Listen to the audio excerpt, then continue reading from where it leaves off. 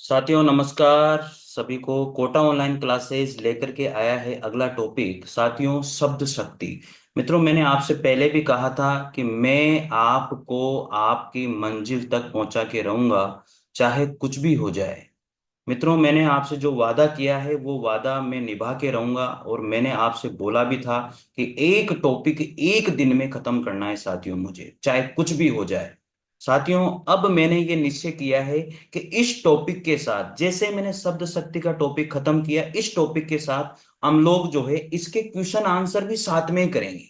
मतलब इसके साथ ऑब्जेक्टिव क्वेश्चन भी साथ में करेंगे। साथियों, कोटा ऑनलाइन क्लासेस को आप लोग जो है यूट्यूब चैनल पर जो मैं एक कोर्स करवा रहा हूं, कंप्लीट 1 महीने के अंदर आपका पूरा कोर्स मैं करवा के रहूंगा, चाहे कुछ भी हो जाए, बस ईश्वर का साथ मिलता रहे और आप लोगों का प्यार मिलता रहे साथियों। तो दिल से आप सभी का धन्यवाद कि आप लोग मेरे सपोर्ट में बने हुए हो। जिन लोगों को जाना है वो जाएं, उनसे मुझे कोई फर्क नहीं पड़ता है। मैं अपनी मंजिल आपके लिए लिखूंगा, ये मैंने हमेशा सोचा है। तो साथियों, निश्चित रूप से आप पढ़ते रहिए। कोटा ऑनलाइन क्लासेस ऐप जो है उसे डाउनलोड कर लीजिए, डिस्क्रिप्शन में लिंक दिया हुआ है। कोटा ऑनलाइन क्लासेस का जो टेलीग्राम चैनल है उसको भी ज्वाइन कर लीजिए, डिस्क्रिप्शन में लिंक है। इन सभी की पीडीएफ आपको कोटा ऑनलाइन क्लासेस ऐप के ऊपर मिल जाती है, फ्री ऑफ कॉस्ट है। और टेस्ट सीरीज ज्वाइन कर लो मित्रों, मैं फिर कह रहा हूं, इतने टेस्ट करवा दूंगा, इतने टेस्ट करा दूंगा, दुनिया जो है ना हिल जाएगी, ये सोच लेना आप।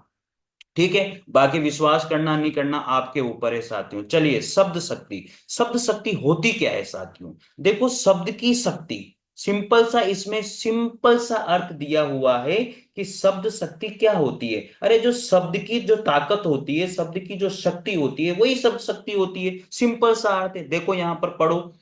बुद्धि की वह क्रिया अथवा व्यापार जो वाक्य में प्रयुक्त किसी शब्द के निहित अर्थ का ज्ञान कराती है। वाक्य में कोई भी शब्द दिया हुआ है और उसका निहित अर्थ हमें देती है, तो वही क्या है? शब्द शक्ति है। अगर एक और परिभाषा की बात करें साथियों, कि वाक्य में कोई भी शब्द है और उसका अर्थ अगर मुझे निहित रूप में मिल रहा है, तो 100% वहां पर क्या है? एक शब्द शक्ति है। तो उसे ही शब्द शक्ति कहते हैं। वाक्य में प्रयुक्त पद जो सार्थक शब्द होते हैं साथियों, और उन शब्दों का एक अर्थ होता है, उन शब्दों का अर्थ होने का एक मूल कारण होता है, वही क्या होती है? एक शब्द शक्ति के रूप में प्रकट होती है। तो याद रखना साथियों, बुद्धि की वह क्रिया, बुद्धि की वह क्रिया या बुद्धि का वह व्यापार जो वाक्य में प्रयुक्त किसी शब्द के निहित अर्थ का ज्ञान कराती हैं, वही क्या होती हैं? शब्द शक्ति होती है। साथियों, घबराना मत, कितनी भी बड़ी क्लासेज हो जाए, पूरी क्लास देखना, और इसके बाद में हम करेंगे हमारे क्वेश्चन आंसर। वाक्य में प्रयुक्त किसी शब्द के अर्थ का बोध कराने वाली शक्ति ही क्या होती है? शब्द शक्ति कहलाती है। यानी कि वाक्य में कोई भी शब्द दिया हुआ है और उसके अर्थ का बोध अगर करवाया जा रहा है, तो वही क्या है मेरे मित्रों? वही शब्द शक्ति है। देखो, अब बहुत सिंपल सी बात है, शब्द शक्ति के मुख्यतः कितने भेद होते हैं सबको पता है। एक अभिधा और एक लक्षणा और एक व्यंजना। कितने भेद होते हैं? 3 भेद होते हैं साथियों, आप सबको पता है वे 3 भेद होते हैं। उक्त तीनों शक्तियों के अनुसार 3 शब्द भी माने गए हैं। इनके अनुसार 3 शब्द भी माने गए हैं। यहां पर अभिधा के लिए एक वाचक शब्द माना गया है, लक्षणा के लिए एक लक्षण शब्द माना गया है, और आप सबको पता है कि व्यंजना के लिए एक व्यंजक शब्द माना गया है। तो इन शब्दों के अनुसार ही शब्द शक्तियों को किया गया है लक्षित। तो शब्द शक्तियां इन शब्दों के अनुसार ही प्रतीत होती है। तो अभिधा शब्द शक्ति, लक्षणा शब्द शक्ति और व्यंजना शब्द शक्ति, साथियों सबको पता है। और भी अर्थ 3 माने गए हैं। अब इनके ही अगर मैं अर्थ की बात करूं, तो यहाँ वाच्यार्थ का अर्थ निकाल के, वाचक का अर्थ निकाल के आएगा तो क्या बन जाएगा? वाच्यार्थ बन जाएगा साथियों, ये अर्थ के अनुसार हो गया। लक्षणा का अर्थ निकल के आएगा तो क्या बन जाएगा? लक्षणार्थ हो जाएगा। ठीक है साथियों, अगर व्यंजन का अगर अर्थ निकल के आएगा तो क्या हो जाएगा? व्यंग्यार्थ हो जाएगा। यह अर्थ के आधार पर हो गया, और ये उसकी क्रिया या उस शब्द के आधार पर हो जाता है। तो साथियों, पहली शब्द शक्ति पढ़ेंगे, अभिधा शब्द शक्ति। कौन सी शब्द शक्ति? अभिधा शब्द शक्ति। देखिएगा साथियों, वह शब्द शक्ति जो वाक्य में प्रयुक्त किसी शब्द के लोक प्रचलित, वाक्य में प्रयुक्त लोक प्रचलित या कोशगत वास्तविक अर्थ को प्रकट करती है। ये सबसे मेन है साथियों।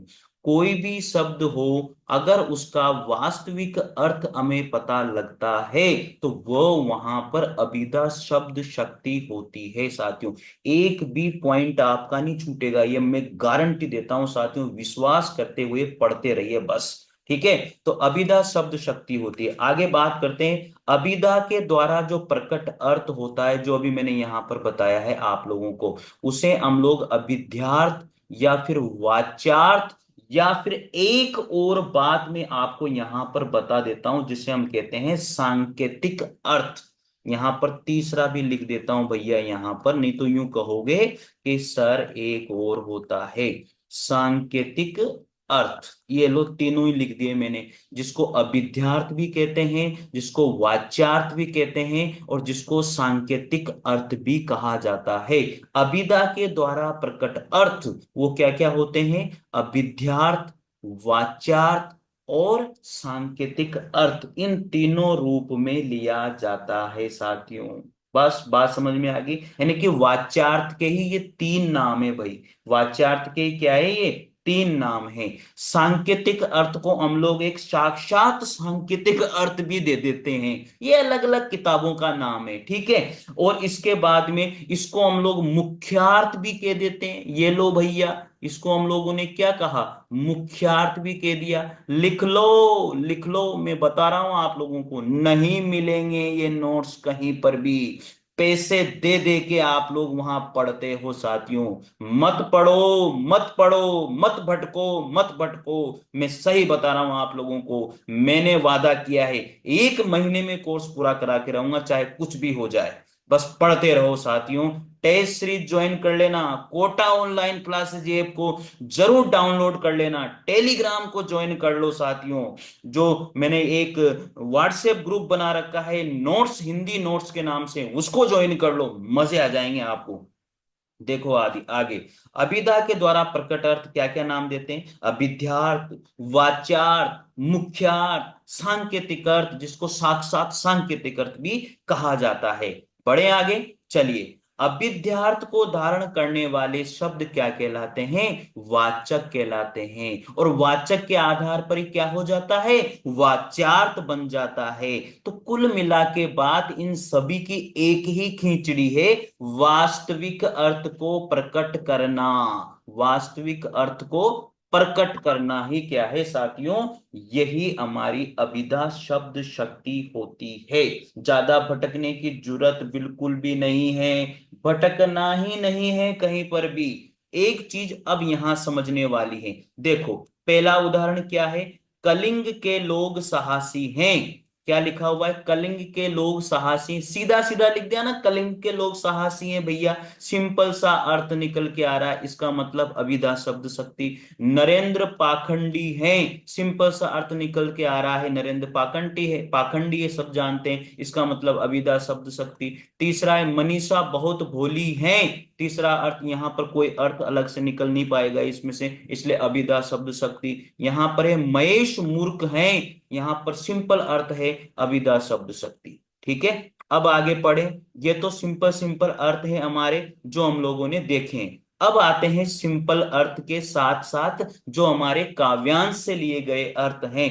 कनक कनकते सोगुनी मादकता अधिकाय, यही पाए बोराय जग हुई पाए बोराय। कितना मतलब साथियों, इसमें कुछ भी भटकने की जरूरत नहीं है, एक सिंपल सा अर्थ हम लोग निकाल सकते हैं। इस वजह से यहां पर इसके अंदर भी कौन सी शब्द शक्ति हो जाएगी? अभिधा शब्द शक्ति। यहां पर कोई भी ऐसी कोई चीज नहीं है जिसका अर्थ हमें पता नहीं हो और जिसका अर्थ हम लोग निकाल नहीं सकते। बहुत सिंपल सा अर्थ होता है, और जहां पर भी जिन भी काव्यांश में सिंपल सा अर्थ निकले वहां पर अभिधा शब्द शक्ति होती है। तो याद रखना, कनक कनकते, और मैंने आपको बताया भी है कि जितने भी यमक अलंकार के समस्त उदाहरण यमक अलंकार के साथ, ये लिखा हुआ मैंने यहां पर देखो, उस जमाने में लिख लिया था 2013 के अंदर, यमक अलंकार के साथियों जितने भी, और वो भी कौन से? अभंग यमक अलंकार के, कौन से? अभंग यमक अलंकार के जितने भी उदाहरण होते हैं वो सारे के सारे उदाहरण जो है अभिधा शब्द शक्ति में ही गिने जाते हैं।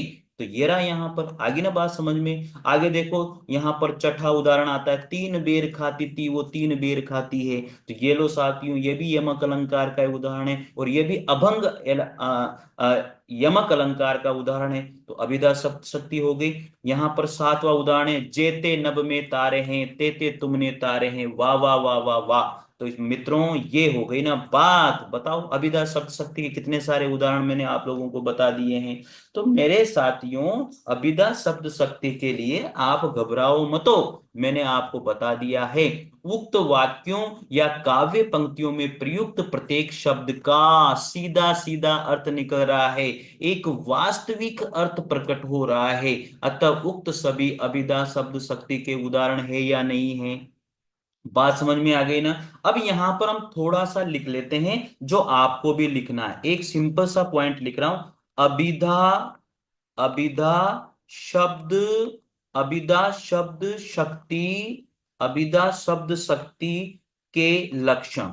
चलो ये चीज आप लोग थोड़ा सा लिख लेना भैया, क्योंकि पूछ ली जाती है, क्योंकि आरपीएस से थोड़ी सी बेईमान का काम करती है, इनमें से भी पूछ ली जाती है। तो लिख लो पहला पॉइंट, शब्द का साधारण व्यवहारिक अर्थ उसमें होता है अभिधा शब्द शक्ति में। शब्द का साधारण, साधारण व्यावहारिक अर्थ, व्यावहारिक, व्यावहारिक अर्थ होता है।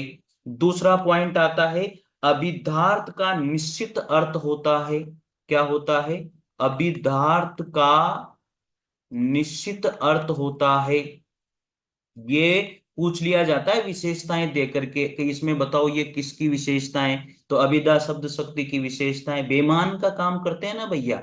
अभिधार्थ का निश्चित अर्थ होता है, निश्चित अर्थ होता है कौन सी शब्द शक्ति में होता है? ये अभिधा शब्द शक्ति में होता है। कल्पना करने की आवश्यकता नहीं होती, याद रख लेना। कल्पना करने, करने की आवश्यकता, आवश्यकता नहीं होती है, कल्पना की कोई गुंजाइश नहीं होती है साथियों। अभिधा जो है साथियों याद रखना, अभिधा पाठक श्रोता को वास्तविक अर्थ पूरा बता देती है। इस शब्द शक्ति में, इस शब्द शक्ति में वास्तविक, वास्तविक अर्थ पूरा बता दिया जाता है, बता दिया जाता है। ये बात भी याद कर लेना मेरे से साथियों। गद्य में प्रयुक्त होती है, किसी कोई बता नहीं सकता आपको, कोई माइका लाल, ये ध्यान दे लेना। किसमें प्रयुक्त होती है? गद्य में प्रयुक्त होती है, गद्य में प्रयुक्त होती है। ये लिख लो, कितनी बात लिखवा रहा हूं भैया, लिख लो रे लिख लो यार, कितनी बार बोल दिया। चलो ठीक है, यहां तक की सारी बातें हो गई। चलिए आगे पढ़ते हैं। अब ये लिख लिया ना सबने, चलो आगे ध्यान दो। अब देखो क्या क्या बातें और हम लोग करने वाले हैं इसके अंतर्गत। तो साथियों ये तो हो गई इसकी कुछ ना कुछ इसके लक्षण जो मैंने आप लोगों को बता दिए हैं, और कुछ उदाहरण और हैं। कुछ उदाहरण और हैं अभिधा शब्द शक्ति के, जो अभी मैंने इसमें नहीं है। तो आप लोगों को वो उदाहरण भी मैं लिखवा देता हूं, नहीं तो फिर कहोगे सर उदाहरण थोड़े कम हैं। और लिखवा देता हूं, क्यों घबराते हो भैया, क्यों घबराते हो? ये लो और उदाहरण ले लो, ये लो और उदाहरण हे। ये देखे भैया पहला उदाहरण, करते तुलसीदास भी कैसे मानस नाद, करते तुलसीदास, करते तुलसीदास भी कैसे मानस नाद। अगर ये लाइन आ जाए तो वहां भी कौन सी शब्द शक्ति होती है? अभिधा शब्द शब्द शब्द शब्द शब्द शब्द शब्द शक्ति होती है। कनक कनक वाला मैंने आपको बता दिया। फिर आगे देखो, नुपुर सिंजित चारु, ये अगर पंक्ति अगर आ जाती है साथियों, तो वहां पर भी याद रख लेना कौन सी शब्द शक्ति होगी। नुपुर सिंजित चारु, ठीक है। अरुण बरन अंबुज, सरिस।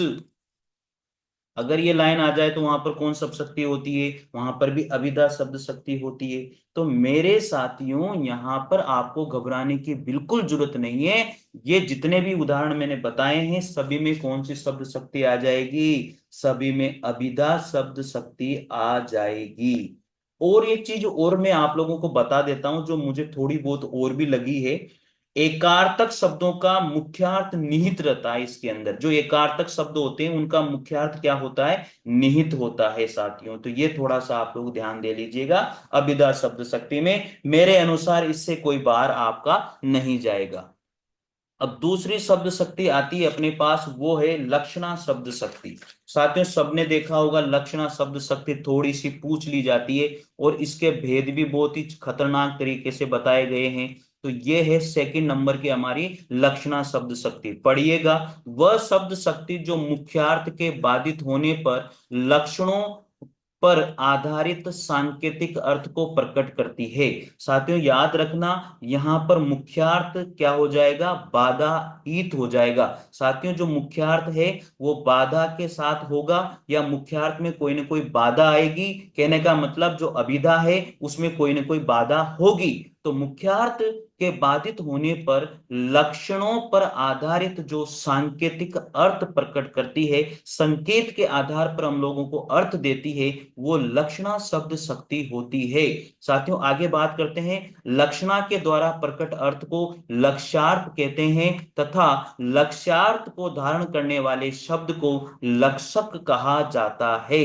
हो जाएगा याद, कोई परेशानी नहीं होगी इसमें। आगे पढ़िए। जब वाक्य में प्रयुक्त किसी शब्द का कोष्ठगत या वास्तविक अर्थ संगत प्रतीत नहीं होता है, तो पाठक अथवा श्रोता किसी न किसी आधार पर अन्य अर्थ को ग्रहण करता है, जिसे हम लाक्षणिक अर्थ कहते हैं, या वो लाक्षणिक होता है। और इसी आधार पर हम लोग कह सकते हैं साथियों कि यहाँ पर लक्षणा शब्द शक्ति होती है। चलिए उदाहरण से हम लोग समझने की कोशिश करते हैं। ये एक ऐसा उदाहरण है। यही उदाहरण मैंने अभिधा शब्द शक्ति में आपको दिया था, और लिखा था कलिंग के लोग साहसी होते हैं। तो वहां सिंपल सा अर्थ निकल के आ रहा था कि कलिंग के लोग साहसी हैं, हमें पता लग गया। लेकिन यहाँ लिखा हुआ है कलिंग साहसी है। अरे भैया, अब कलिंग थोड़ी साहसी है। कोई कलिंग एक गांव है, कलिंग एक शहर है, या कलिंग एक कोई भी धरती जहां पर कोई ना कोई शहर बसा हुआ है, वहां के लोग साहसी है, न कि कलिंग साहसी है। तो यहां पर मैंने कोई अन्य अर्थ निकल के मैंने लिया है, या कोई वास्तविक अर्थ से हट करके कोई संगत प्रतीत अर्थ मैंने यहां पर लिया है, या अन्य अर्थ को मैंने ग्रहण किया है। इसका मतलब इसमें कौन सी शब्द शक्ति हो जाएगी? लक्षणा शब्द शक्ति इसमें हो जाएगी। आगे पढ़ते हैं। यहाँ कलिंग शब्द राज्य के नाम को प्रकट न करके उसके राज्य के निवासियों को समुचित कर रहा है। अतः यहाँ लक्षणा शब्द शक्ति है, क्योंकि कलिंग का मुख्यार्थ यहाँ पर क्या हो रहा है? बाधित हो रहा है। आगे देखिए, दूसरा उदाहरण यहां दिया हुआ है। सीता के वस्त्र आभूषणों को देखते ही राम की आंखों में पानी भर आया।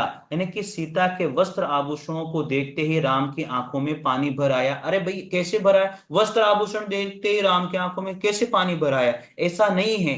पानी शब्द का वास्तविक अर्थ है जल, किंतु यहाँ इस अर्थ की संगति आंख के साथ नहीं बैठ रही, और जल का अर्थ यहाँ किससे लेंगे? आंसू से ग्रहण करेंगे। तो बताओ, पानी थोड़ी आंखों में भरता है, वहां तो आंसू होगा ना। तो इस तरह से साथियों, हमें कोई भी अर्थ वास्तविक अर्थ न मिलकर के एक लक्ष्यार्थ के आधार पर दूसरा एक अर्थ प्रतीत होता है, तो वहां पर साथियों कौन सी शब्द शक्ति होती है?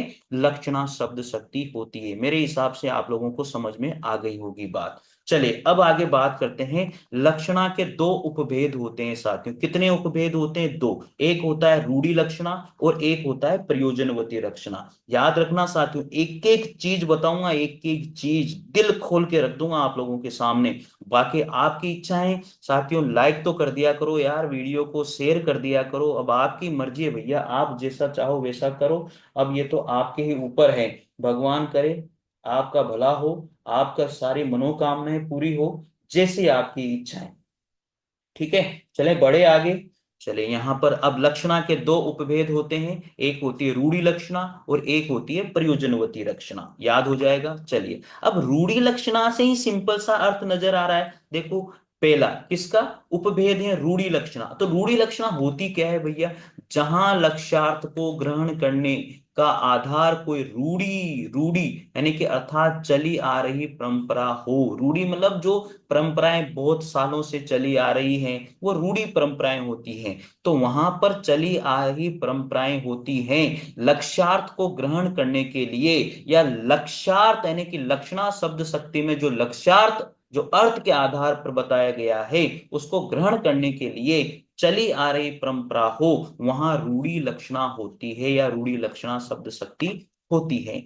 देखिएगा आगे कहीं पर भी हम देखते हैं, कभी कभी कोई शब्द अपने वास्तविक अर्थ को छोड़ करके किसी अन्य अर्थ के लिए प्रयुक्त होता है।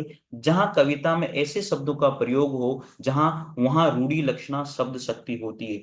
वास्तविक अर्थ को छोड़ करके अन्य अर्थ अगर निकाला जाए तो वहां पर कौन सी शब्द शक्ति होती है, रूढ़ी लक्षणा शब्द शक्ति होती है। साथियों अगर शब्द शक्ति के भेद देकर के पूछे तो फिर आपको वही लगाने हैं उनमें से जो शब्द शक्ति वहां पर होती है, और भेद देकर के नहीं पूछा तो फिर सीधा सीधा आप लोगों को लक्षणा शब्द शक्ति लगा देनी है। इसलिए घबराने की बिल्कुल भी जरूरत नहीं। याद रखना साथियों, हिंदी के अधिकांश मुहावरे जो हैं रूढ़ अर्थ को प्रकट करते हैं।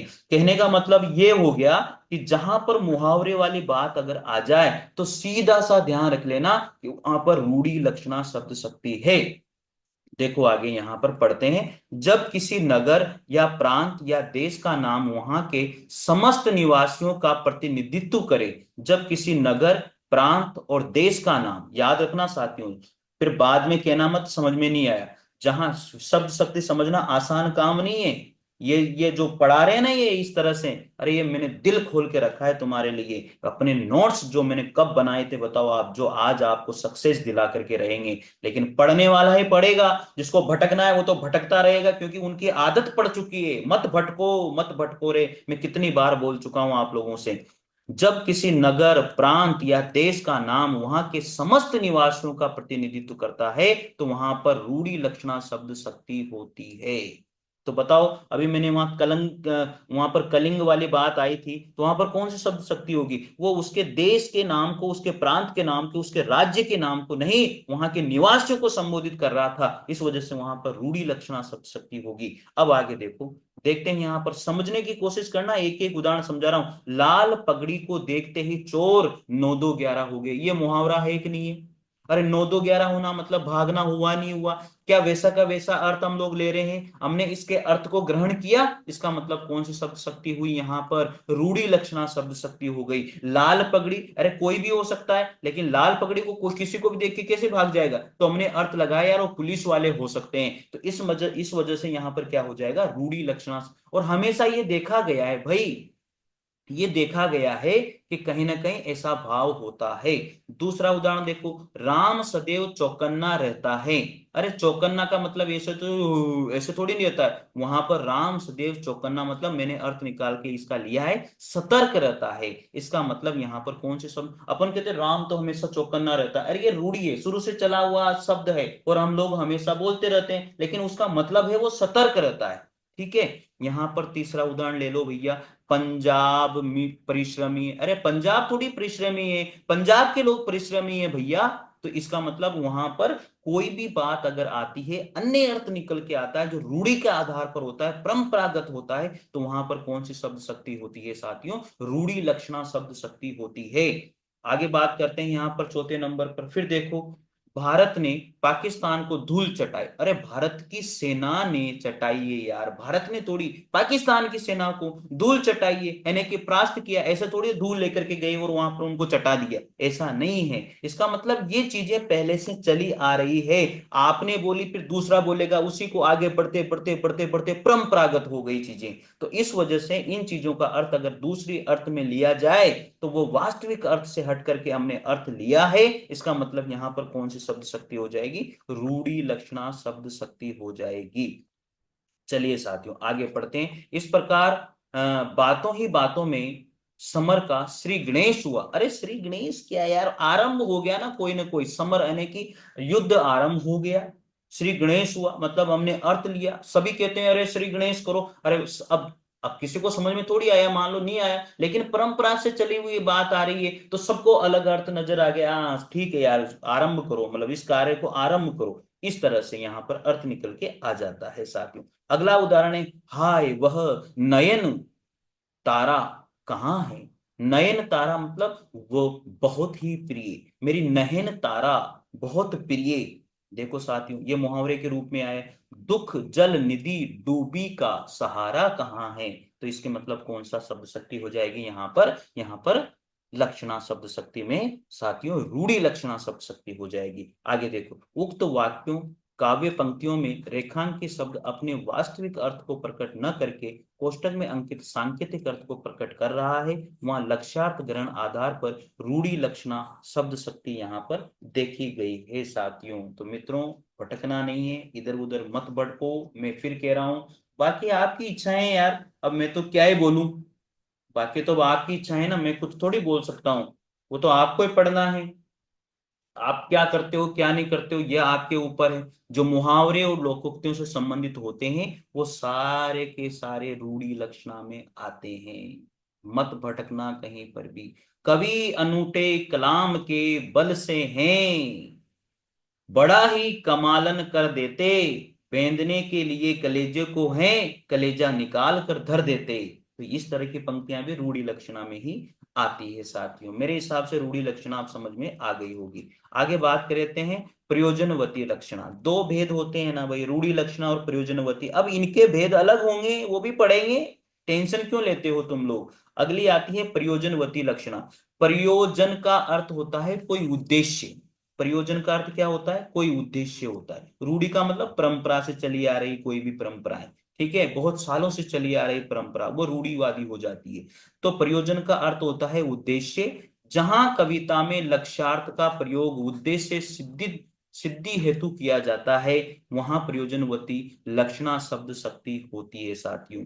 कोई ना कोई उद्देश्य हो, लक्ष्यार्थ का प्रयोग किसी न किसी उद्देश्य सिद्धि के लिए किया जाता है, तो वहां पर प्रयोजनवती लक्षणा शब्द शक्ति होती है। आगे देखते हैं, जब कविता में किसी भाव की तीव्रता को प्रकट किया जाता है अथवा किसी व्यक्ति के गुणों को प्रकट करने के लिए उसे कोई अन्य उपमा दी जाती है, तो वहां पर प्रयोजनवती लक्षणा शब्द शक्ति होती है। ये बहुत इंपॉर्टेंट, बहुत ही मोस्ट लाइन है, इनको ढंग से समझ लेना। जब कविता में किसी भाव की तीव्रता को प्रकट किया जाता है अथवा किसी व्यक्ति के गुणों को प्रकट किया जाता है, किसी व्यक्ति के गुणों को प्रकट किया जाता है, किसी व्यक्ति के गुणों को प्रकट किया जाता है, याद रखना, किसी व्यक्ति के गुणों को प्रकट किया जाता है या उसे कोई अन्य उपमा दी जाती है, तो कहने का मतलब उपमा अलंकार वाली सारी बातें क्या हो जाएगी इसमें भैया, प्रयोजनवती लक्षणा हो जाएगी। वहां प्रयोजनवती लक्षणा शब्द शक्ति होती है। चलिए अब यहां पर बात करते हैं उदाहरण के रूप में। महाराणा प्रताप राजस्थान के शेर हैं, उपमा दी जा रही है यहाँ पर एक वीर, शेर का मतलब वीर है, तो उपमा दी जा रही है, इसका मतलब प्रयोजनवती लक्षणा है। नीरा तो नारद है, नारद मतलब चुगलखोर, इस तरह से यहाँ पर उपमा दी जा रही है नीरा की, किससे, नारद से, तो यहाँ पर प्रयोजनवती लक्षणा हो गई। तीसरे में, सुनी विलाप दुखद दुख लागा, दुखद दुख लागा यानी कि दुखी व्यक्ति की बात। धीर जहू को धीरज भागा यानी कि धीरज भागा मतलब धैर्यवान, ठीक है, दुखी व्यक्ति। और एक है धीर जो दुख, दुख हो मतलब दुखी व्यक्ति, धीर जहू मतलब धैर्यवान व्यक्ति, ठीक है, तो कोई ना कोई उद्देश्य रहा है। इसके बाद में यहाँ पर चौथा उदाहरण हमारे पास आता है, सीता हरण तात पिता से न कहियो जाए, जो में राम तो कहत कुल सहित दसानन आए। तो ये सारी बातें जो है प्रयोजनवती लक्षणा है, क्योंकि कोई ना कोई प्रयोजन रहा होगा उस दशानन का कि उसने सीता को हटाया होगा, कोई ना कोई उद्देश्य रहा होगा जो पकड़ के ले गया होगा। चलिए आगे बात करते हैं। अब प्रयोजनवती लक्षणा के भी दो भेद होते हैं साथियों। कौन कौन से होते हैं, गौणी लक्षणा और शुद्धा लक्षणा। याद रखना, मत भटकना, मत भटकना कहीं पर भी। अब आपकी मर्जी है भैया, कहीं पर भी भटको, तुम्हारी मर्जी है, मैं कुछ नहीं कह सकता। तुम कहीं पर भी भटको, तुम्हारी मर्जी है, मैं कुछ नहीं कह सकता, ठीक है ना। अब हार्ड बनाना होगा तो बना देगा यार।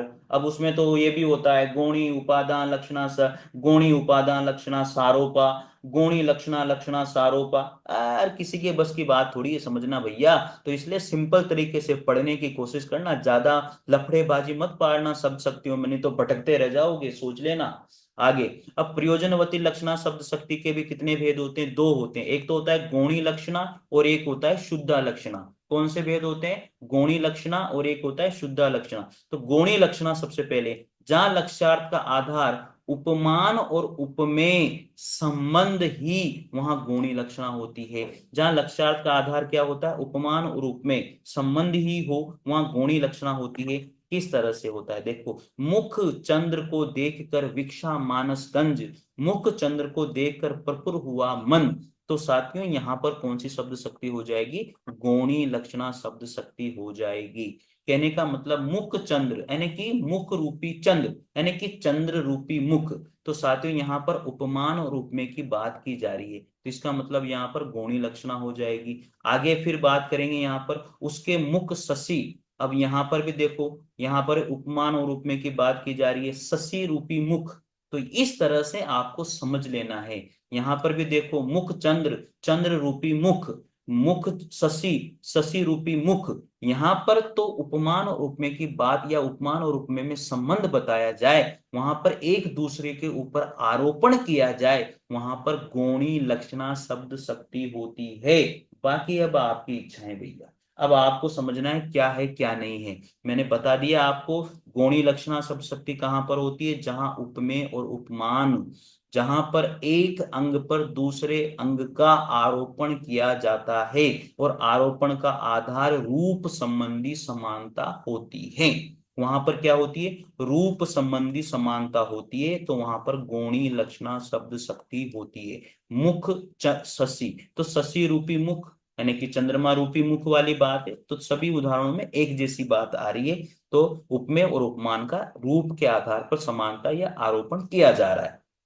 यहां पर बात करेंगे अब शुद्धा प्रयोजनवती लक्षणा सब शक्ति के भेद बता रहा हूं आप लोगों को। शुद्धा लक्षणा, जहां पर लक्ष्यार्थ का आधार उपमेय और उपमेय, उपमान और उपमेय संबंध न होकर के सामीप्य संबंध हो, यानी कि उपमान और उपमेय में कोई संबंध नहीं है लेकिन सामीप्य संबंध हो, यानी कि आधार आद्य संबंध हो अथवा कर्म साम्य हो, शुद्धा लक्षणा शब्द शक्ति होती है। अब देखो कैसे होती है। एरे मतिमंद चंद तोहे न आवत लाज, हुए के हिज राज काज करत कसाई के, यानी कि कर्म साम्य है यहाँ पर।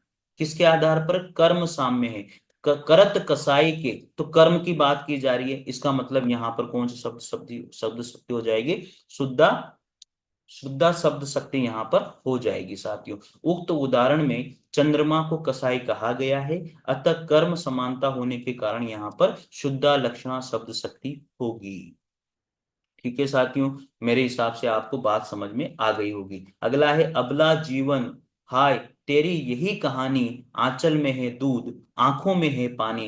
उक्त उदाहरण में आंखों में पानी का अर्थ आंसू आने से है, जो एक सामीप्य संबंध पर आधारित है, यानी कि इनमें समीपता बताई गई है, आंखों के आंसू से और पानी की समीपता बताई गई है, इसलिए यहाँ पर कौन सी शब्द शक्ति हो जाएगी? शुद्धा लक्षणा शब्द शक्ति हो जाएगी साथियों। आगे बढ़े, अब देखो, फिर आगे बढ़ो, फिर बात आ जाती है शुद्धा लक्षणा शब्द शक्ति के भी कितने भेद होते हैं? दो भेद होते हैं। एक होती है लक्षण लक्षणा और एक होती है उपादान लक्षणा।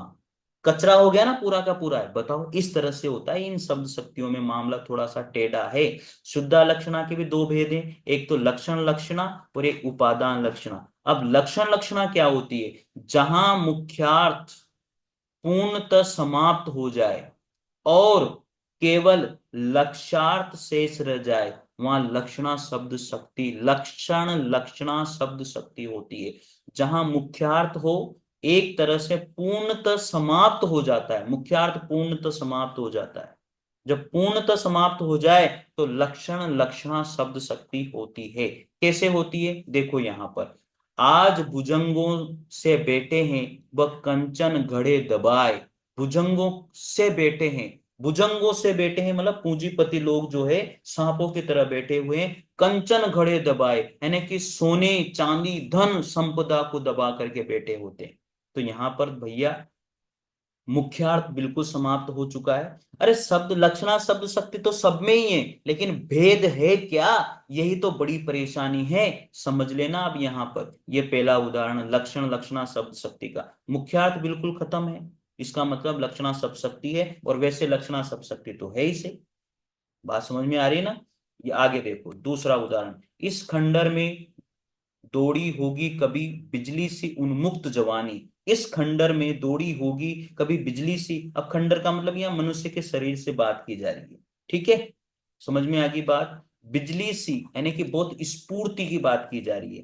तो यहां पर समझ में आ गया, मुख्यार्थ बिल्कुल अलग है, मुख्यार्थ बिल्कुल समाप्त है, लक्षण यहां पर बताया गया है, तो लक्षण लक्षणा सब शक्ति यहां पर हो जाती है। आगे, कच समेरी करी भुज उल्टी खय शीस पट डारी काको मन बांधे न ये जुरो बांधन वारी। तो साथियों ये उदाहरण जो दिया गया है ना, इसमें बताया गया है, समझ लो, उक्त उदाहरण में बांधना शब्द का अर्थ आसक्त होने से है। यहां पर लिखा हुआ है कच समेरी, कच समेटी करी भुज उल्टी खय शीस पट डारी काको मन बांधे न ये जूड़ो बांधन वारी। यानी कि साथियों जो बांधना शब्द है वो उस पे आसक्त होने की बात करता है। यहाँ मुख्यार्थ पूर्णतः समाप्त है, केवल लक्ष्यार्थ ही शेष रहता है, इसलिए यहाँ पर लक्षणा लक्षण लक्षणा शब्द शक्ति है। समझ गए, आगे आगे पढ़े। चलिए, लक्षण लक्षणा को जहद स्वार्था भी कहते हैं, ये याद रखना भैया, लक्षण लक्षणा को जहद स्वार्था भी कहते हैं, क्योंकि जहद का अर्थ होता है त्यागना। जहद का अर्थ क्या होता है? त्यागना। और यहाँ मुख्यार्थ का त्याग हो रहा है, इस वजह से इसको जहद स्वार्था भी कहा जाता है। तो लक्षण लक्षणा को क्या कहा जाता है? जहद स्वार्था भी कहा जाता है। अब इसी के दूसरे भेद आता है उपादान लक्षणा। यानी कि दो भेद थे ना भैया, ये देखे ना यार, दो भेद हैं यहाँ पर, किसके? शुद्धा लक्षणा के, लक्षण लक्षणा और उपादान लक्षणा। तो अब उपादान लक्षणा की बात करेंगे, तो उपादान लक्षणा क्या होती है? उपादान लक्षणा होती है जहां लक्ष्यार्थ के साथ मुख्यार्थ का भी योग हो। देखो लक्षण लक्षणा में तो क्या था? मुख्यार्थ बिल्कुल समाप्त था। अब उपादान लक्षणा में क्या है? लक्ष्यार्थ के साथ जो है मुख्यार्थ भी होता है थोड़ा बहुत, तो वहां पर उपादान लक्षणा शब्द शक्ति होती है। इसे अजहत स्वार्था भी कहते हैं। अजहत स्वार्था क्यों कहते हैं? अजहत का मीनिंग होता है नहीं छोड़ा है, यानी कि इसने अपने मुख्यार्थ को नहीं छोड़ा, इस वजह से इसको अजहत स्वार्था भी कहा जाता है। याद रखना, ये पूछ लिया जाता है पेपर के अंदर।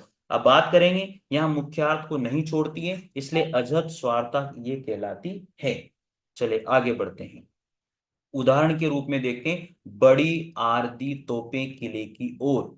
यानी कि यहां तोपों से तात्पर्य है तोपधारी सैनिकों से है, क्योंकि तोप जड़ होती है और वह किसी भी और नहीं बढ़ सकती, अतः यहाँ तोप से तात्पर्य तोपधारी सैनिकों से लिया गया है। तो कहने का मतलब साथियों मुख्यार्थ भी है और उसी के साथ साथ लक्षण भी दिया गया है, तो इस वजह से यहाँ पर मुख्यार्थ के साथ साथ लक्षण को ग्रहण किया गया है, तो यहाँ पर उपादान लक्षणा शब्द शक्ति हो जाएगी। कौन सी शब्द शक्ति हो जाएगी? अजहत स्वार्था शब्द शक्ति हो जाएगी, या उपादान लक्षणा शब्द शक्ति हो जाएगी। ठीक है, आगे बात करते हैं दूसरे उदाहरण पर।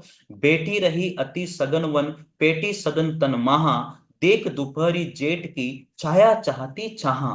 तो उक्त उदाहरण में साथियों जेठ मास की दोपहरी की भयावता प्रथम पंक्ति में व्यंजित की गई है। बेटी रही अति सघन वन पेटी सदन तन महा देख दोपहरी जेठ की छाया चाहती छा, किंतु द्वितीय पंक्ति में जेठ की दोपहरी के रूप में मुख्यार्थ भी मौजूद है, अतः उपादान लक्षणा सब शक्ति यहाँ पर देखी जाती है। तो साथियों यहाँ पर जेठ की दोपहरी की बात की जा रही है, इसलिए मुख्यार्थ है, और फिर यहाँ पर साथियों ये भी बात की जा रही है कि यहाँ पर क्या है? छाया भी छाया चाहती है, तो यहाँ पर थोड़ा सा अर्थ भी अलग लिया गया है, तो इस वजह से यहाँ पर उपादान लक्षणा शब्द शक्ति हो जाती है। आगे देखते हैं, संतों भई, तीसरा उदाहरण, संतों भई आई ज्ञान की आंधी रे भ्रम की टाटी सबे उड़ानी माया रही न बांधी रे हित चित्त की दे थूनी गिरी मोह बलिंडा टूटा तुरना छानी पर घर उपरे को बुद्धि का भांडा फूटा। अरे यार सिंपल सी बात है, तृष्णा छानी पर घर उपरे को बुद्धि का भांडा फूटा, समझ आने की बात लिखी गई है। यहाँ पर ज्ञान को आंधी रूप में प्रयुक्त किया गया, संतों भई आई ज्ञान की आंधी रे। अरे ज्ञान की कोई आंधी थोड़ी आती है भाई, नहीं आती ना, तो इसका मतलब यहाँ पर लक्षण भी है और मुख्यार्थ भी है, तो उपादान लक्षणा सब शक्ति यहाँ पर देखने को मिलती है। ठीक है, अब आगे बात करेंगे साथियों तीसरे नंबर पर व्यंजना शब्द शक्ति। कौन सी शब्द शक्ति आ रही है? व्यंजना शब्द शक्ति। अब देखो तुम व्यंजना शब्द शक्ति को, जहां लक्ष्यार्थ और मुख्यार्थ दोनों ही बाधित हो जाए, जहां लक्ष्यार्थ और मुख्यार्थ दोनों ही क्या हो जाए, बाधित हो जाते हैं, तथा किसी अन्य विशिष्ट अर्थ की प्रतीति होती है। किसी एक विशेष अर्थ की ओर हम लोगों को अर्थ मिलता है, किसी विशेष अर्थ की प्रतीति होती है साथियों, तो वहां पर क्या होता है, व्यंजना शब्द शक्ति होती है। पढ़ लेना, पढ़ लेना, मत भटको कहीं पर भी, मैं कह रहा हूं आपसे, मेरा विश्वास मानो मेरे मित्रों, मेरे साथियों। आप जो है ना बड़े बड़े कोर्स खरीद रहे हो, और जल्दीबाजी मत करो, मत खरीदो इन बड़े बड़े कोर्स को। अरे क्यों इनके भंडार भर रहे हो? मैं आपसे कह रहा हूं, जब मैंने नोट्स बना करके मैं आपको लिखवा रहा हूं, इनको लिखो ना यार, लिखो ना इनको। कोटा ऑनलाइन क्लासेस ऐप को डाउनलोड करो, वहां पर जो मैंने टेस्ट सीरीज दिए, 151 टेस्ट 151 रुपए में दे दिए मैंने आपको। बताओ यार, इससे बेस्ट क्या हो सकता है? अरे जीवन संवर जाएगा, जीवन। याद करोगे आप मेरे को, यार वाह सर, आपने तो जबरदस्त काम कर दिया। तो इसलिए मित्रों, कोटा ऑनलाइन क्लासेज ऐप को डाउनलोड कर लो, टेस्ट सीरीज को ज्वाइन कर लो। जबरदस्त टेस्ट सीरीज है, और जब तक टेस्ट होते रहेंगे, अभी केवल टॉपिक वाइज टेस्ट चल रहे हैं, उसमें टाइम टेबल डला हुआ है, उनको देख लो। और उसके बाद में फिर जब आप कहोगे ना, जबरदस्त खतरनाक टेस्ट सीरीज चल रही है भैया, और ये मैं पढ़ा ही रहा हूँ। नोट्स आपको सारी की सारी पीडीएफ आपको कोटा ऑनलाइन क्लासेज ऐप के ऊपर फ्री मिल ही रही है। तो नहीं मिले तो मेरे से कांटेक्ट करो ना, मैं बताऊंगा कहाँ मिलती है ये पूरी की पूरी पीडीएफ। लेकिन साथियों, ईमानदारी की बात बताऊं, पढ़ने के साथ साथ आपको जो है ना ट्यूशन जरूर करने चाहिए। देखो, व्यंजना शब्द शक्ति, लेकिन आपकी सभी की ये होती है ना, जो फ्री में देता है ना, उसको कोई भी इज्जत नहीं करता उसकी। कितने साथी हैं जो मेरे साथ जुड़ करके पढ़ाई कर रहे हैं, नोट्स बना रहे हैं, टेस्ट सीरीज जिन्होंने ज्वाइन की हुई है, कितने साथी हैं? एक बार कमेंट करके जरूर बताना मेरे को, एक बार कमेंट जरूर करना मित्रों, लाइक करना इस वीडियो को। देखो आगे, जहां लक्ष्यार्थ और मुख्यार्थ दोनों बाधित हो, किसी अन्य विशिष्ट अर्थ की प्रतीति हो या विशेष अर्थ को बताया जाता है, वहां पर व्यंजना शब्द शक्ति होती है। देखो आगे, व्यंजना द्वारा प्रकट अर्थ व्यंग्यार्थ कहलाता है, और व्यंग्यार्थ को प्रकट करने वाले शब्द को ही व्यंजक कहते हैं। याद रखना साथियों, व्यंग्यार्थ को प्रकट करने वाले शब्द व्यंजक कहलाते हैं, और व्यंजना के द्वारा प्रकट अर्थ व्यंग्यार्थ कहलाते हैं। ठीक है, इसमें लक्ष्यार्थ और मुख्यार्थ दोनों ही बाधित होते हैं। किसमें? व्यंजना शब्द शक्ति में। एक एक चीज लिख के दे रहा हूं यार, इससे बेस्ट क्या हो सकता है? व्यंजन, और 360 पे करके देखो इसको, तो साफ सुथरा नजर आएगा, साफ सुथरा पढ़ने में आएगा। अब आप लोग तो कहते हो कि सर नहीं आ रहा है, अब आपकी यार इच्छा है।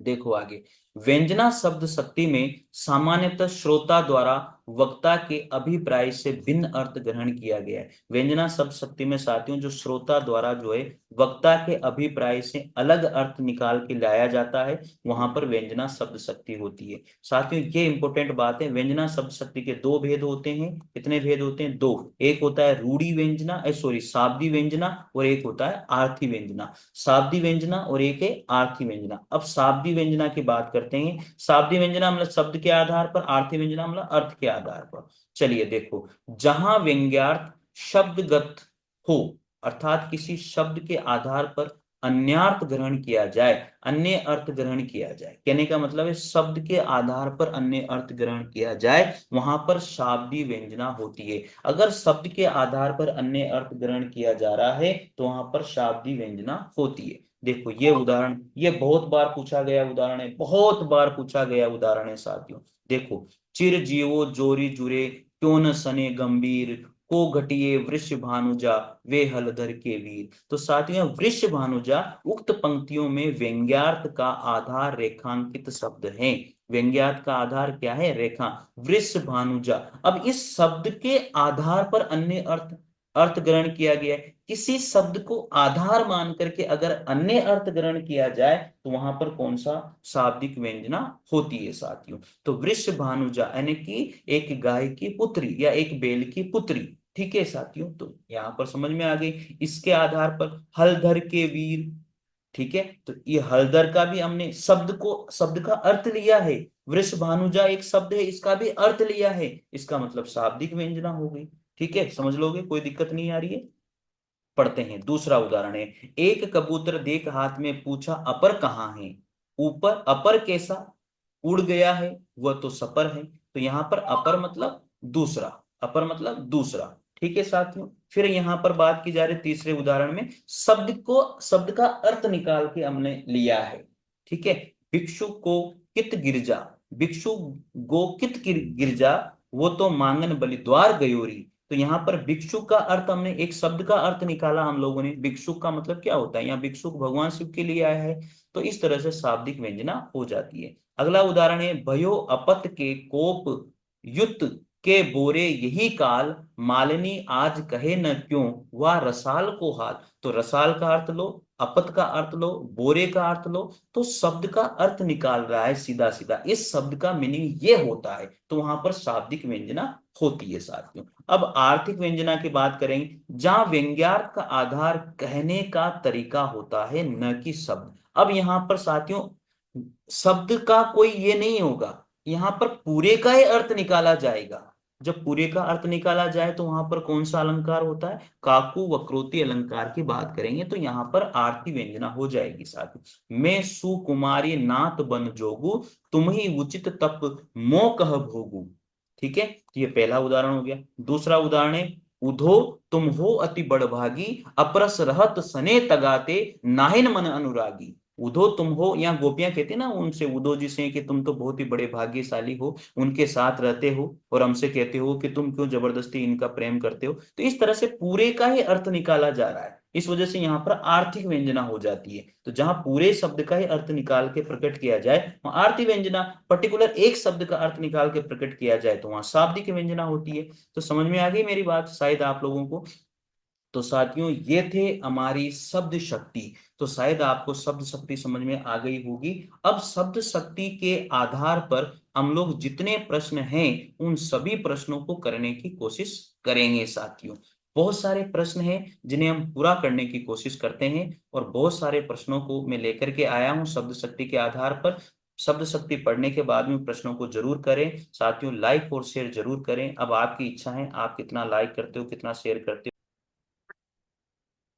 तो मित्रों देखो यहाँ पर अब लोग थोड़ा सा प्रश्नों की ओर चलते हैं। हम लोगों ने पूरी शब्द शक्ति को कंप्लीट कर लिया है।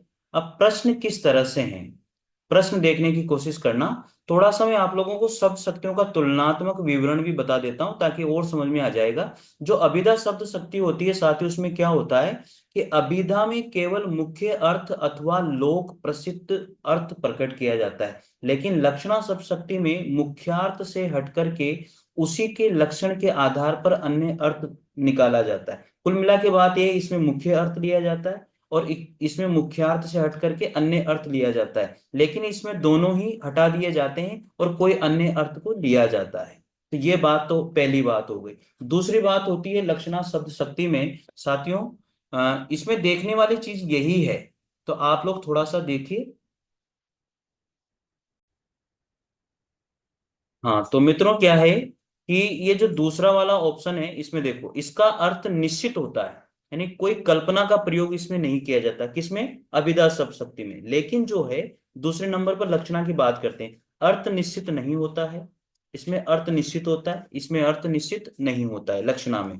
किंतु अर्थ की दिशा निश्चित होती है, अर्थात लक्षण के आधार पर अर्थ निकाला जाता है। लक्षणा शब्द शक्ति की बात होगी। लेकिन व्यंजना में क्या होता है, संदर्भ और प्रसंग के आधार पर स्वरूप तय होता है अर्थ का, कल्पना का सहारा लेना पड़ता है। लेकिन इनमें कल्पना कोई चांस ही नहीं है, कल्पना की जाती ही नहीं है, केवल व्यंजना में कल्पना की जाती है, इसलिए ये आपको ध्यान रखना है।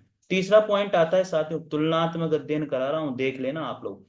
इसके लिए किसी अन्य शक्ति की आवश्यकता नहीं पड़ती है अभिधा में, लेकिन लक्षणा में क्या होता है, लक्ष्यार्थ निकालने में अभिधा शब्द शक्ति की आवश्यकता पड़ती है।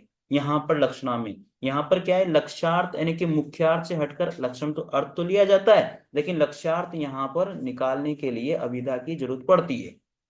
यहाँ पर दोनों की आवश्यकता पड़ती है साथियों, दोनों की जरूरत पड़ती है व्यंजना में, ये बात भी आपको ध्यान रखनी है। इसमें पाठक या श्रोता वास्तविक अर्थ को ग्रहण करता है, लेकिन लक्षणा में मुख्यार्थ से परे लक्षणा अनुसार अपनी कल्पना और तर्क से अभिष्ट अर्थ पहुंचाता है।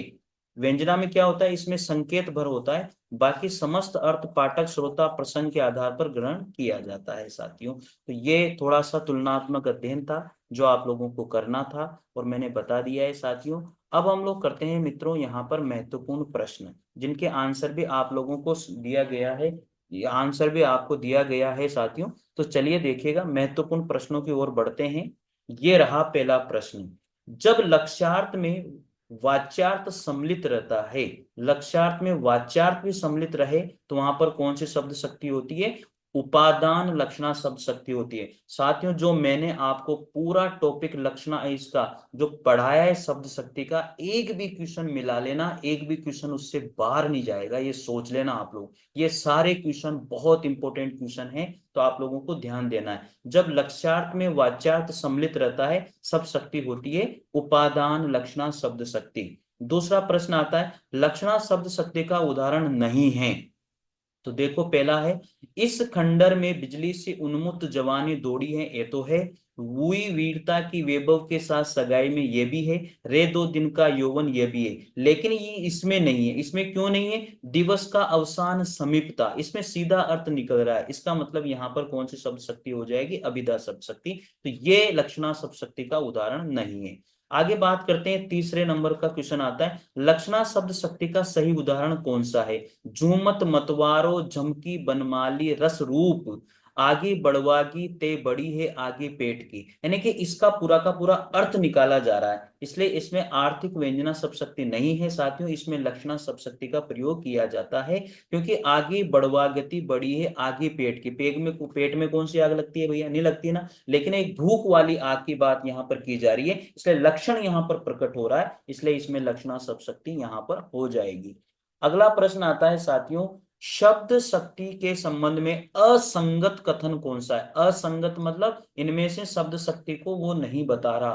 पहला है, जब वाच्यार्थ सर्वथा प्रत्यक्त नहीं होता तब उपादान लक्षणा होती है, बिल्कुल सही बात है, ये तो एकदम राइट है।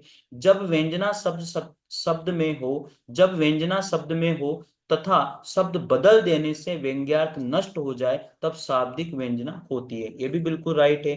जब व्यंजना शब्द और अर्थ दोनों में हो तब आर्थिक व्यंजना होती है, ये गलत है। क्योंकि व्यंजना शब्द और अर्थ दोनों में ही है, तो आर्थिक व्यंजना कैसे हो सकती है? यहाँ पर तो अर्थ ही हो तब आर्थिक व्यंजना होती है, शब्द का अर्थ निकालेंगे तो शाब्दिक व्यंजना हो जाएगी, आर्थिक व्यंजना थोड़ी होगी। तो यहाँ शब्द वाली बात गलत हो जाती है। ठीक है मित्रों, समझ में आ गई होगी। आगे बात करते हैं, फिर अगला प्रश्न आता है पांचवें नंबर पर।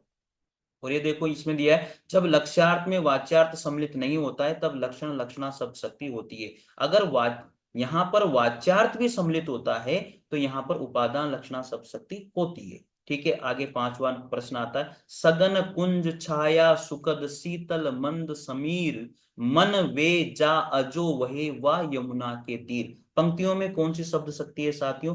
प्रयोजनवती लक्षणा शब्द शक्ति है। अब प्रयोजनवती लक्षणा शब्द शक्ति मैंने आप लोगों को पहले भी कहा था कि प्लीज पूरा का पूरा पढ़िए। तो प्रयोजनवती लक्षणा शब्द शक्ति होती है, कहीं ना कोई उद्देश्य होता है। सगन कुंज छाया सुखद शीतल मंद समीर, मन वे जात अजो वे या यमुना के तीर, कोई ना कोई प्रयोजन होता है, कोई ना कोई उद्देश्य होता है, तो वहां पर कौन सी शब्द शक्ति होती है? प्रयोजनवती शब्द शक्ति होती है। आगे बात करते हैं साथियों, छठा प्रश्न है, लक्षणा शब्द शक्ति के संबंध में बताइए यहाँ पर कौन सा असंगत है, यानी कौन सा सही नहीं है? मुख्यार्थ में बाधा होती है, बिल्कुल सही बात है, ये भी राइट है। मुख्यार्थ और लक्ष्यार्थ का संबंध, मुख्यार्थ और लक्ष्यार्थ का संबंध तो होता ही नहीं है भैया, तो फिर ये तो गलत हो गया ना यार। ठीक है, मुख्यार्थ और लक्ष्यार्थ का संबंध होता है, साक्षात संकेतिक अर्थ का प्रधान पूर्वक उपयोग, ये गलत है। यहाँ पर स ऑप्शन राइट हो, अन्यार्थ का ग्रहण किया जाता है, ये भी राइट।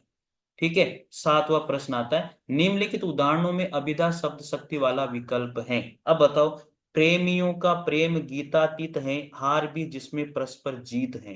प्रेमियों का पीर, अभिधा शब्द शक्ति है, सीधा सीधा अर्थ निकल, प्रेमियों का प्रेम गीतातीत है, हार भी जिसमें परस्पर जीत है। सीधा सीधा अर्थ निकाला जाता है, प्रेमियों का जो प्रेम है वही गीत अतीत है, और हार भी जिसमें जीत है वही क्या है? प्रेमियों का प्रेम है। तो सीधा सीधा अर्थ जहां निकाला गया है वही क्या हो जाएगी? अभिधा शब्द शक्ति हो जाएगी साथियों। लहरे व्योम चूमती उठती चपलाए असंख्य नसती, चारों चंद्र की चंचल किरणें खेल रही है जल थल में, हुई वीरता की वैभव के साथ सगाई झांसी में। साथियों मुझे बताना, इन तीनों उदाहरणों में कौन सी शब्द शक्ति है? कमेंट करके जरूर बताना आप, ठीक है। आगे, चिर जीवो जोरी जुरे, क्यों न सने गंभीर, वो घटिए वृष भानुजा, वे हलदर के वीर। सिंपल सी बात है, इस शब्द के आधार पर और इस शब्द के आधार पर साथियों हमने अर्थ निकाला है, तो शाब्दिक व्यंजना हो जाएगी। सिंपल सी बात है ना। आगे बात करते हैं। नवा प्रश्न आता है, शब्द में अंतर्निहित अर्थ को व्यक्त करने वाले व्यापार को क्या कहा जाता है? शब्द शक्ति कहा जाता है। शब्द में अंतर्निहित अर्थ को व्यक्त करने वाले जो व्यापार, जो प्रभाव जो होता है, वो शब्द शक्ति कहलाता है। आगे बात करते हैं साथियों। 10वां प्रश्न आता है, शब्द शक्तियों से संबंधित कौन सा कथन असंगत है? अभिधा शब्द शक्ति किसी शब्द के मुख्यार्थ या वाच्यार्थ का बोध कराती है, बिल्कुल राइट बात है। साक्षात संकेतिक अर्थ का बोध कराने वाली व्यंजना होती है। संकेतिक अर्थ का बोध कराने वाले तो भैया सीधी सीधी अभिधा शब्द शक्ति होती है, तो ये गलत हो गया। ठीक है, लक्षणा शब्द शक्ति लक्ष्यार्थ का बोध कराती है। व्यंजना शब्द शक्ति द्वारा निष्पन्न अर्थ व्यंग्यार्थ भी कहलाता है, बिल्कुल सही बात है। तो यहाँ पर ब ऑप्शन राइट हो जाएगा। अगला प्रश्न आता है यहाँ पर साथियों, चिर जीवो जोरी जुरे, क्यों न सने गंभीर, को गटिए वृष बानुजा, वे हलदर के वीर। तो यहाँ पर कौन सी शब्द शक्ति हो जाएगी? यहाँ पर साथियों लक्षणा मूला शाब्दिक व्यंजना शब्द शक्ति हो जाएगी। कौन सी शब्द शक्ति हो जाएगी? दूसरा जो प्रश्न है 11वां नंबर के प्रश्न में, तो मित्रों यहाँ पर पहला अभिधा मूला शाब्दिक व्यंजना हो जाएगी। अभिधा मूला शाब्दिक व्यंजना। ठीक है, चले अगला प्रश्न देखते हैं यहाँ पर। गलत शक्तियों के संदर्भ में इनमें से कौन सा कथन गलत है? जब लक्ष्यार्थ में वाच्यार्थ सम्मिलित रहता है तब लक्षणा शब्द शक्ति होती है, ये गलत है भैया। जब लक्ष्यार्थ में वाच्यार्थ कहां से हो जाएगा? गलत बात है, लक्ष्यार्थ होता ही नहीं है, यानी कि सॉरी वाच्यार्थ होता ही नहीं है, वहां होती है लक्षणा लक्षण लक्षणा शब्द शक्ति। तो ये तो गलत बता दिया ना यार, लक्षणा शब्द शक्ति कहाँ पर, लक्षण लक्षणा शब्द शक्ति कहाँ पर होती है? यानी कि वहां पर होता ही नहीं है वाच्यार्थ।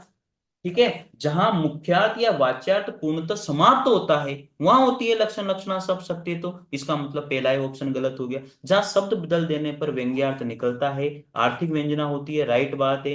योग रूढ़ शब्द उसे कहते हैं जिसकी उत्पत्ति होती है पर जिसका अर्थ व्युत्पत्ति जन्य अनेक अर्थों में से केवल एक तक ही सीमित होता है, ये भी बिल्कुल। जो व्यंग्यार्थ प्रकट करें उसे व्यंजक कहते हैं, ये भी बिल्कुल राइट है। चले आगे बढ़ते हैं। इनमें से कौन सा कथन सही नहीं है? अभिधा शब्द शक्ति केवल रूढ़ शब्दों का अर्थ होता है।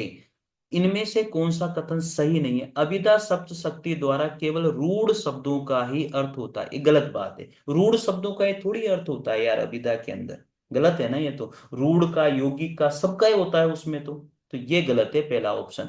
मुख्यार्थ के बाधित होने पर ही लक्षणा शब्द शक्ति होती है, बिल्कुल राइट। व्यंजना शब्द शक्ति के मूल में छिपे हुए अकथित अर्थ को घोषित करती है। व्यंजना शब्द शक्ति केवल शब्द पर ही अर्थ नहीं पर अर्थ पर भी आधारित होती है, ये भी राइट है। तो पहला ऑप्शन इसका गलत है, तो ये इसको ध्यान दीजिएगा आप थोड़ा सा। ठीक है, अगला प्रश्न आता है, लक्षणा शब्द शक्ति से संबंधित कौन सा कथन सही नहीं है?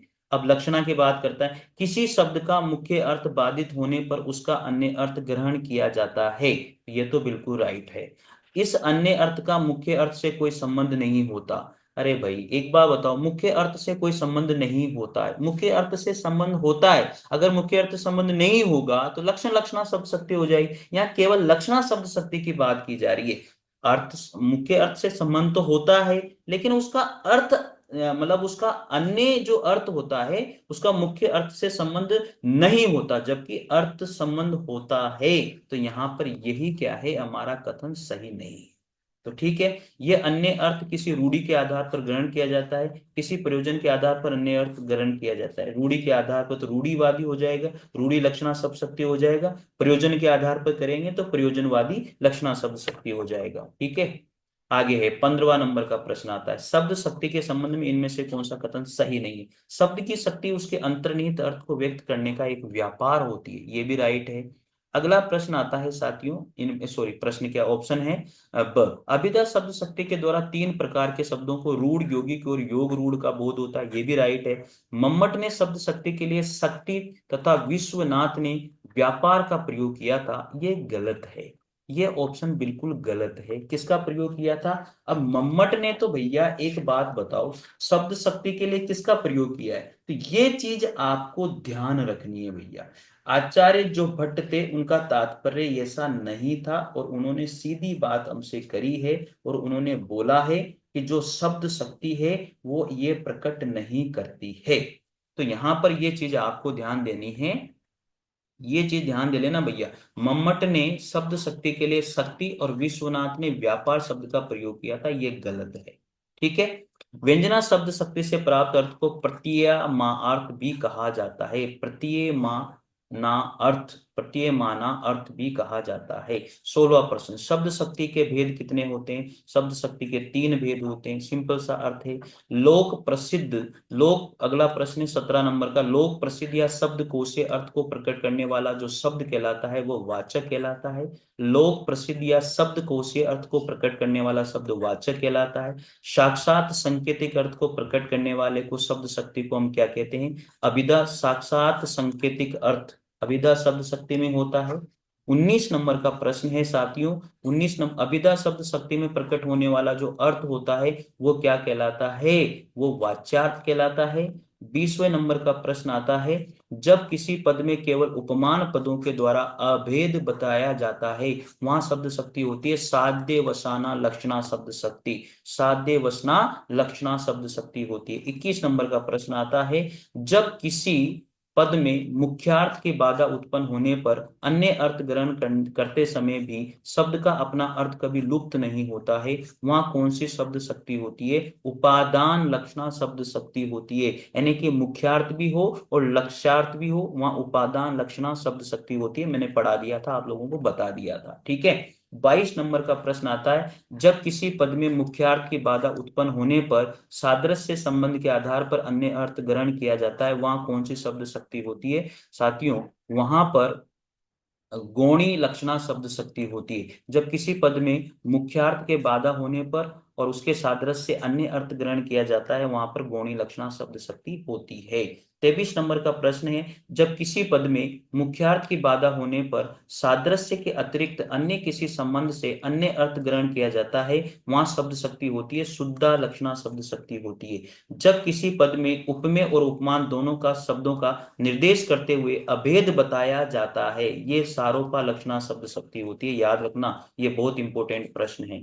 ठीक है। ध्वन्यार्थ को प्रकट करने वाली शब्द शक्ति को क्या कहा जाता है? व्यंजना शब्द शक्ति कहा जाता है। मैंने बताया था आप लोगों को, ये भी देख लेना, मैंने समझाया हुआ है पूरा का पूरा। 26 नंबर का प्रश्न है, भजन कहो ताते भजो, भजो न एको बार, दुर्भजन जाते कहो सो तू भजियो गवार। साथियों, सीधा सीधा अर्थ नजर आ रहा है, इसलिए अभिधा शब्द शक्ति इसमें हो जाएगी। पंजाब शेर है, पंजाब शेर नहीं है, पंजाब के लोग शेर हैं। यहाँ पर व्यंजक क्या है? और बहुत तगड़ी बात कही है भैया, दोनों ही नहीं है, दोनों ही व्यंजक नहीं है। यहाँ पर व्यंजना शब्द शक्ति इसमें है ही नहीं, इसलिए व्यंजक होगा ही नहीं, दोनों ही नहीं है। बहुत इंपॉर्टेंट बात है। 28 नंबर का प्रश्न, मोहन सितार बजाने में कुशल है। सिंपल सी बात की जाए तो यहाँ वाक्य में जो लक्षक है वो क्या है? ये है, इसके लक्षक मतलब लक्षण ये है, कुशल है वो, कुशल, तो ये उसका लक्षक हो गया। बहुत, ये भी चीज आप समझ लेना भैया, इस तरह के भी प्रश्न पूछे जाते हैं। देव कवि के अनुसार किस शब्द शक्ति से युक्त काव्य सर्वश्रेष्ठ माना जाता है? अभिधा शब्द शक्ति से युक्त जो काव्य है वो देव कवि के अनुसार सर्वश्रेष्ठ माना जाता है। साथियों, 30 नंबर का प्रश्न है, लक्षणा शब्द शक्ति के 80 भेद स्वीकार करने वाले विद्वान कौन थे? आचार्य विश्वनाथ। 80 भेद, 80 भेद लक्षणा शब्द शक्ति के किसने बताए थे? आचार्य विश्वनाथ ने बताए थे। साथियों, तो प्रश्न संख्या 31 से 65 में प्रयुक्त पदों या वाक्यों में शब्द शक्ति बताइए। अब साथियों, यहाँ पर जो आगे प्रश्न है उनमें आपको शब्द शक्ति बतानी है सीधी सीधी। तो कनक कनकते शोभुनी मादकता अधिकाय अभिधा शब्द शक्ति है, सीधा सीधा अर्थ प्रकट होता है। सोहत ओडे पीत पट श्याम सलोने गाद, मानो नीलमणि शैल पर आता प्रयोग प्रभात, सीधा सीधा अर्थ लिया जाता है, इसलिए इसमें भी अभिधा शब्द शक्ति है। चिर जीवो जोरी जुरे, ये देखो साथियों, अब शाब्दिक, इसमें शाब्दिक व्यंजना हो जाएगी ना, शब्दों के आधार पर अर्थ निकाला जाएगा दोनों का। ठीक है, पढ़ा दिया था मैंने। 34 नंबर का प्रश्न है, द्रग उर्जत टूटत कुटुंब जुरत चतुर चित प्रीति, परत गांठ दुर्जन हिये दई नहीं ये रीति। साथियों जी, मतलब रीति वाली बात की जा रही है, शुरू से चली आ रही परंपरा की बात की जा रही है, इसलिए रूढ़ी लक्षणा शब्द शक्ति हो जाएगी। उदित उदयगिरी मंच पर रघुवर बाल पतंग, विकसे संत सरोज सब हर्षे लोचन भ्रंग। तो साथियों, यहाँ पर कौन सा अलंकार हो जाएगा? रूपक अलंकार की बात की जा रही है, तो यहाँ पर प्रयोजनवती लक्षणा। कोई उद्देश्य के आधार पर ऐसा किया जा रहा है, जब उद्देश्य के आधार पर कुछ ऐसा किया जाए तो वहां पर प्रयोजनवती लक्षणा शब्द शक्ति होती है। ऐसा क्यों होता है? प्रयोजनवती लक्षणा शब्द शक्ति ऐसा ही क्यों माना मैंने भैया? तो प्रयोजनवती जो लक्षणा शब्द शक्ति है, वो सिंपल सी बात में आप लोगों को मैंने बताई थी, पढ़ाई भी थी, कि प्रयोजन का अर्थ एक उद्देश्य होता है, और जहां कविता में लक्ष्यार्थ का प्रयोग उद्देश्य सिद्धि हेतु किया जाता है, वहां पर प्रयोजनवती लक्षणा शब्द शक्ति होता है। मैंने एक उदाहरण भी बोला था आपको, महाराणा प्रताप राजस्थान के शेर थे, लेकिन वो शेर नहीं एक वीर थे। यहां पर इस तरह की बात की जाती है तो वहां पर प्रयोजनवती लक्षणा शब्द शक्ति होती है। सीता हरण तात पिता से न कहो जाए, तो ये सारी बातें भी यहाँ पर प्रयोजनवती लक्षणा शब्द शक्ति के रूप में आई है। 35 नंबर का प्रश्न है, ये प्रयोजनवती लक्षणा शब्द शक्ति के लिए आया है। 36 नंबर का प्रश्न, नारी कुमुदनी अवध सर रघुवर विरह दिनेश अस्त भये प्रमुदित भये निर्की राम नरेश। तो गौणी लक्षणा शब्द शक्ति है। साथियों, गौणी लक्षणा शब्द शक्ति कहाँ होती है? जो गौणी लक्षणा शब्द शक्ति है मित्रों, मैंने आप लोगों को बताया था कि जो गौणी लक्षणा शब्द शक्ति है, देखो, प्रयोजनवती लक्षणा शब्द शक्ति के दो भेद होते हैं। प्रयोजनवती लक्षणा शब्द शक्ति के कितने भेद होते हैं? दो। एक तो गौणी लक्षणा और एक शुद्धा लक्षणा। तो गौणी लक्षणा कहाँ होती है? जहां लक्ष्यार्थ का जो आधार है वो उपमान उपमेय संबंध ही हो, वहां गौणी लक्षणा होती है। देखिए, जैसे मुख चंद्र को देखकर विकसा मानस कंज। तो साथियों, मुख चंद्र, तो यहां डैश लगा देंगे तो चंद्र रूपी मुख, तो यहां रूपक अलंकार की बात अगर की जाती है तो वहां पर कौन सी गौणी लक्षणा शब्द शक्ति होती है। ठीक है, समझ में आ गया होगा मेरे हिसाब से, कोई दिक्कत तो नहीं है इसमें। चलिए आगे पढ़ते हैं। 37 नंबर का प्रश्न है, ओरे कछु चितवनी चलनी ओरे मृदु मुस्कानी ओरे कछु सुख देत है सके न बेन बखानी। यहाँ पर भैया उपादान लक्षणा शब्द शक्ति है। उपादान लक्षणा शब्द शक्ति मैंने आप लोगों को बताया था कि जो उपादान लक्षणा शब्द शक्ति होती है वो कहाँ पर होती है मेरे भाई? तो जो उपादान लक्षणा शब्द शक्ति है साथियों, एक तो होती है सॉरी शुद्धा लक्षणा के दो भेद होते हैं। कहां पर? दो भेद होते हैं शुद्धा लक्षणा के, लक्षण लक्षणा और उपादान लक्षणा। ठीक है, तो लक्षण लक्षणा कहां होते हैं? जहां मुख्यार्थ पूर्णतः समाप्त हो जाए वहां लक्षण लक्षणा होती है, और जहां लक्ष्यार्थ के साथ मुख्यार्थ का भी योग हो, लक्ष्यार्थ के साथ मुख्यार्थ का भी योग हो, वहां उपादान लक्षणा शब्द शक्ति। ओरे कुछ चितवनी चलनी ओरे मधु मुस्कानी ओरे कुछ सुख देत है सके न बेन बखानी। तो यहाँ लक्ष्यार्थ के साथ साथ जो है मुख्यार्थ का भी भेद है, तो साथियों उपादान लक्षणा हो जाएगी। तो मित्रों, ये थे प्रश्न। बहुत सारे प्रश्न हैं, आप लोग इनको कीजिएगा। बहुत सारे प्रश्न मैंने आप लोगों को दिए हैं, तो थोड़ा सा देखने की कोशिश कीजिएगा। आंसर भी मैंने साथ साथ दिए हुए हैं, तो आप रोक रोक करके इनको देख लेना। और ये सारे प्रश्न आप लोगों के लिए ही हैं।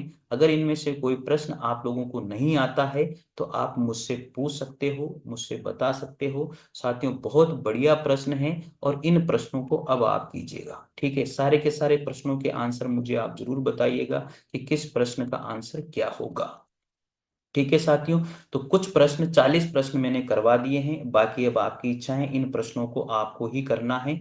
तो प्लीज थोड़ा सा वीडियो को लाइक और शेयर कर दिया करो यार, आप लोगों के लिए ही मेहनत है। तो साथियों, मिलते हैं अगले टॉपिक के साथ, तब तक के लिए जय हिंद जय भारत, थैंक यू।